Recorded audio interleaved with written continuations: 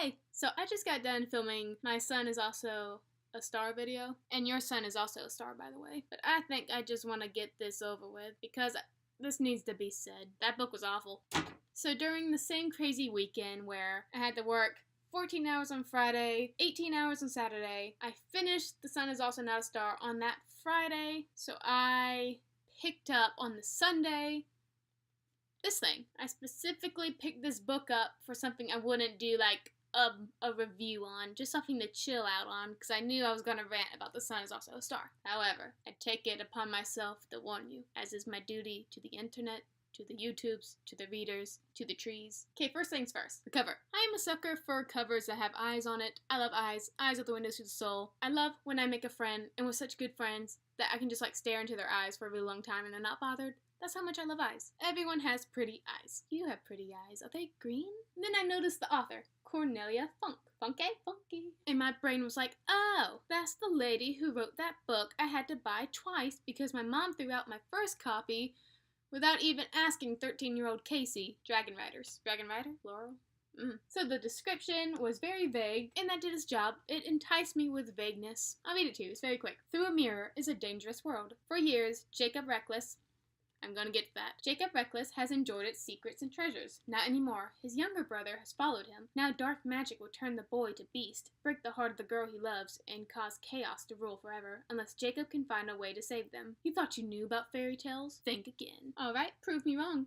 I know fairy tales. Challenge accepted. A boy being turned into a beast with dark magic? I'm for that. But there were 2 warning signs that I would not like this book. The first one is that his last name is Reckless. And guess what personality trait describes him? Jacob, our protagonist, sort of. I have a personal vendetta against people whose names describe who they are. Johnny Test. Oh, his sisters performed Test on him.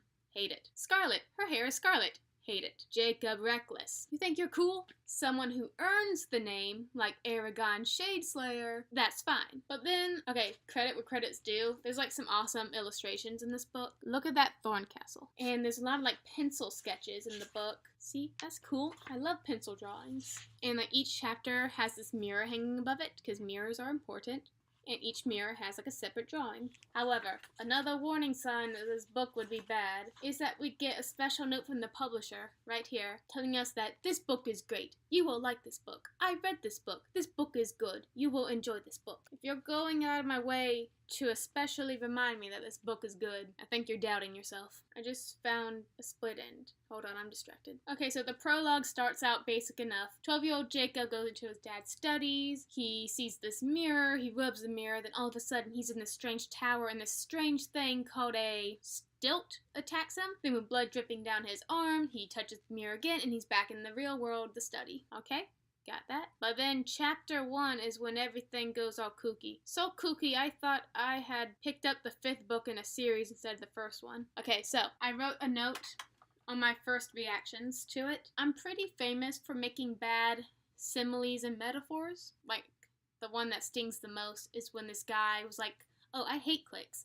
Whenever I see a click, I just insert myself right into it and destroy the click. And I'm like, oh, so they're like chains linked together and you're like a bolt cutter. He's like, what? You're cutting through the chains. You're breaking the click. Metaphors and similes don't work out if you have to explain them. But this is the thing that was running through my mind when I was reading the first chapter. You see a building, and you think, wow, that's a nice, respectable looking building. The building is the book. You say to yourself, I think I'll go inside and see what's up. So you go into the building, and suddenly the building isn't what you thought it was. It's not a shiny skyscraper. It's a bar, all dark and wooden and taverny. And the moment you step in, you're in the middle of a bar fight. People throwing casks everywhere, punches thrown, men are going wild, and everyone is shouting and nothing's making sense. So you get up on a table and shout, hey, everyone stops, men holding each other by their shirt collars, and you ask, what the heck is happening? Then this one guy looks you up and down and says in a perfectly sober voice, Hensel, then another, fumbling, and another, stilt, bark biters, mushroom rights, trappers, crowmen, watermen, swanman, gold crows, the tailor!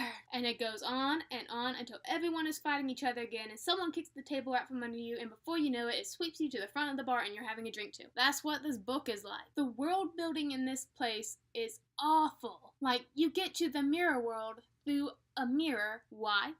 Probably some fairy tale. You just need to go look it up. Like, there's just magic running wild everywhere in Mirror World. But how? Why? The character development is non-existent. And I kept thinking to myself, is this middle grade? Am I judging a children's book too harshly? But I'm like, no, because the one thing I loved about this book was it was so dark. But I'm going to go back to what I dislike, character development. In the book, Jacob Reckless is trying to save his brother Will Reckless because he's turning the stone. But Jacob basically hates his brother, so why are you risking your life for a bond that doesn't exist? Will is flat. There's this chick named Clara who shows up, and she is nothing. Like, she is a name wrapped around just a ball of air. That is what she is. Clara is basically there to be Will's comfort and to wake him up with like a sleeping beauty curse and whatnot. We get multiple POVs in this book. Will, Jacob, Fox, Clara, some of the Goyle who are like the enemies in the book, an Empress. None of their personalities are decipherable. Like, you line them up, you can't pick them apart. The voices sound exactly the same. And another weird thing that irked me, two things. This book went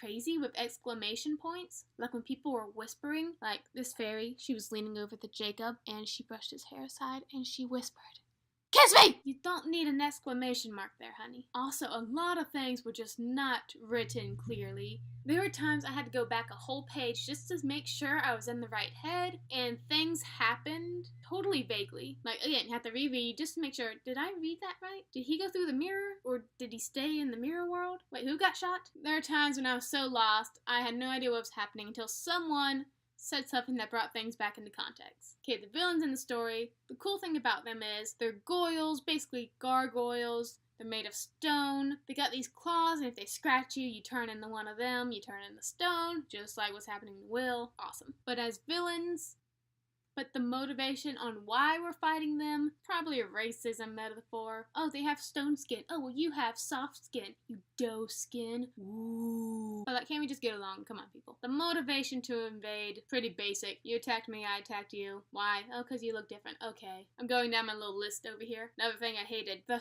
thinking. It was so cumbersome and formal. Like, you know, in italics, people are thinking. It never sounded like it was the character. It's more like the narrator was talking to you. And like, whenever a character was thinking to themselves, they would constantly use their own name. Like, come on, Jacob. We got this, Jacob. Just one more time, Jacob. Just to emphasize that, yeah, this is Jacob. We're in his head. I just finished this book 40 minutes ago. And oh my gosh, the ending was horrible. Not satisfying.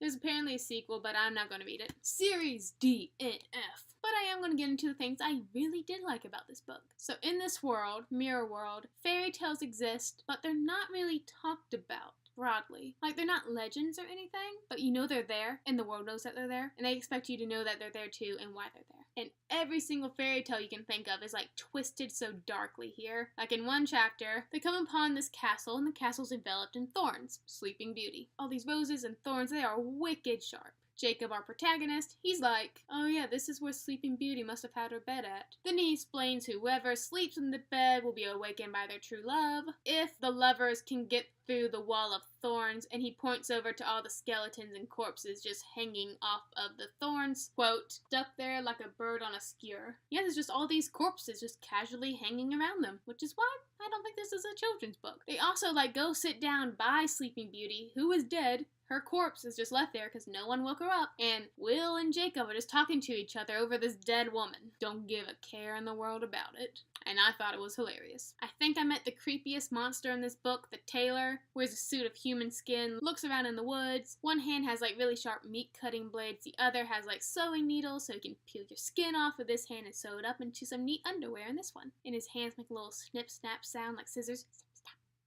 Snap, snap, snap, snap. That's creepy to read in the dark. Also, there's just fun little treasures and lore scattered everywhere. Basically, it's why I didn't DNF it, because we're like, oh, but what if I learn something cool? Like a few sentences later, I'll just keep reading and pick up all the little cool facets. Jacob just has this treasure chest filled with all this awesome stuff. You get this handkerchief that if you rub together for a little bit, it gives you some money. You get this plate that if you carry around with you and rub a little more, it gives you some bread and cheese. You get this golden ball that if you rub a little more, you can suck your enemies in, rub a little little more, spit them back out. There's a lot of rubbing in this book. People are just so casual about their adventures. Like Jacob, he's like, yeah, see that ogre arm on the wall? I was there when my buddy yanked it off. I also kissed a witch and my lips burned for a week. Jacob's the ladies' man. Which brings me into something I just remembered. He was seduced by the red fairy, super beautiful honey. He managed to escape and he never talks about what happened between them for a year. He was there for a year. I want to know what happened in intimate detail.